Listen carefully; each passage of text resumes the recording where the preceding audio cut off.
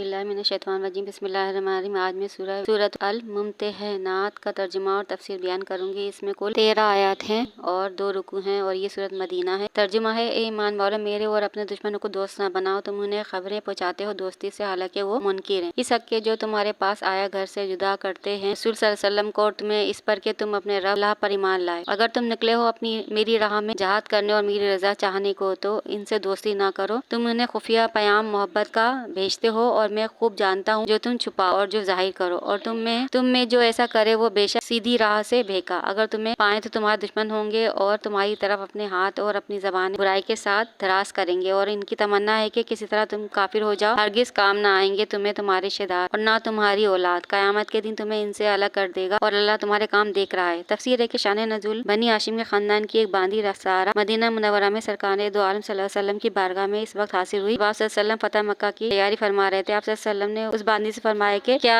تو مسلمان ہو کر یہاں آئی ہے؟ اس نے کہا نہیں۔ پھر عرض کیا گیا کیا ہجرت کر کے آئی ہے؟ اس نے کہا کہ نہیں۔ پھر آپ صلی اللہ علیہ وسلم نے فرمایا تو کیوں آئی ہے؟ عورت نے کہا کہ محتاجی سے تنگ ہو کر آئی ہوں۔ حضرت عبد المطلب کی اولاد نے اس کے لیے کپڑے بنائے، امداد کی اور بہت سا سامان دیا، تو حضرت حاتب بن ابی بلتہٰ رضی اللہ تعالیٰ عنہ ان سے ملے اور انہوں نے اسے دینار دیے، ایک چادر دی اور اسی عورت کے معرفت ایک خط اہل مکہ کے پاس بھیجا جس کا مضمون تھا: حضور اکرم صلی اللہ علیہ وسلم تم پر حملہ کرنے کا ارادہ رکھتے ہیں، تم لوگ اپنے بچاؤ کی جو تدبیر کر سکتے ہو کر لو۔ سارہ خط لے کر روانہ ہو گئی۔ اللہ تعالیٰ نے اپنے حبیب صلی اللہ علیہ وسلم کو وحی کے ذریعے اس کی اطلاع دے دی، تو آپ صلی اللہ علیہ وسلم نے چند صحابہ رضی اللہ تعالیٰ عنہ کو، جن میں حضرت علی کرم اللہ وجہہ بھی تھے، گھوڑے پر سوار کر کے کہا کہ اس روضہ خاک کے مقام پر ملے، وہاں ایک عورت ملے گی، اس کے پاس حاتب بن ابی بلتہٰ کا خط ہے جو اہل مکہ کے نام لکھا گیا ہے، وہ خط اس عورت سے لے لو اور اسے چھوڑ دینا، اور اگر وہ خط نہ دے تو گردن مار۔ یہ حضرات روانہ ہوئے اور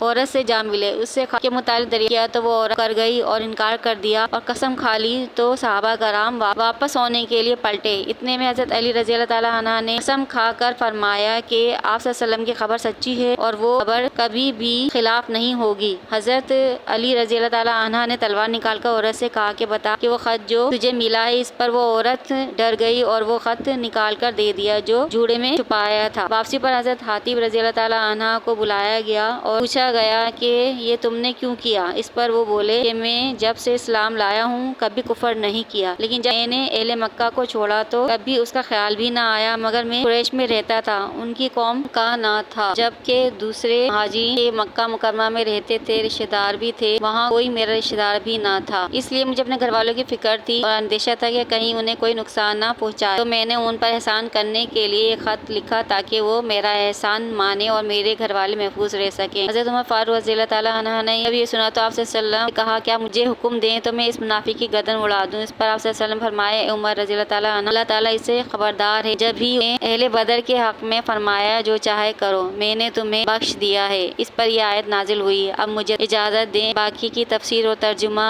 اگلی ویڈیو کے لیے ہے۔ مجھے اپنی دعاؤں میں یاد رکھیں اور میرے چینل کو سبسکرائب کر دیں اور لائک کر دیں، شیئر کر دیں۔ اللہ نگہبان۔